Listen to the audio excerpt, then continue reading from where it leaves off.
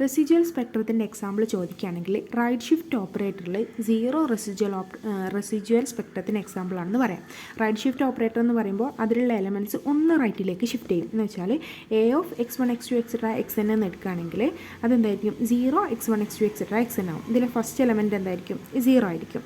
ഈ 0 ആണ് നമ്മുടെ റെസിജ്വൽ സ്പെക്ട്രത്തിൽ ഉണ്ടാവുക എന്ന് പറയാം. കാരണം എന്താണെന്നറിയോ, നമ്മൾ പോയിൻറ്റ് സ്പെക്ട്രം നോക്കും, പോയിൻറ്റ് സ്പെക്ട്രത്തിൽ ആരും ഇല്ല എന്ന് കിട്ടും. ഇനി നമ്മൾ 0 കണ്ടിന്യൂസ് സ്പെക്ട്രത്തിൽ നോക്കും, അവിടെ 0 എന്ന് പറയുന്നത് ഡെൻസ് അല്ല എന്ന് കിട്ടും. അപ്പോൾ അത് കണ്ടിന്യൂസ് സ്പെക്ട്രം അല്ല. അപ്പോൾ 0 പോയിൻറ്റ് സ്പെക്ട്രത്തിലും ഇല്ല, കണ്ടിന്യൂസ് സ്പെക്ട്രത്തിലും ഇല്ല. എന്നാലോ സിഗ്മ ഓഫ് എയിലുണ്ട്, നമ്മുടെ സ്പെക്ട്രത്തിലുണ്ട്. അപ്പോൾ അത് തീർച്ചയായിട്ടും എവിടെ ഉണ്ടാവണം? റെസിജ്വൽ സ്പെക്ട്രത്തിലുണ്ടാവും. അങ്ങനെയാണ് നമുക്ക് എന്ത് കിട്ടുക? റെസിജ്വൽ സ്പെക്ട്രത്തിൽ 0 ഉണ്ടെന്ന് കിട്ടുക.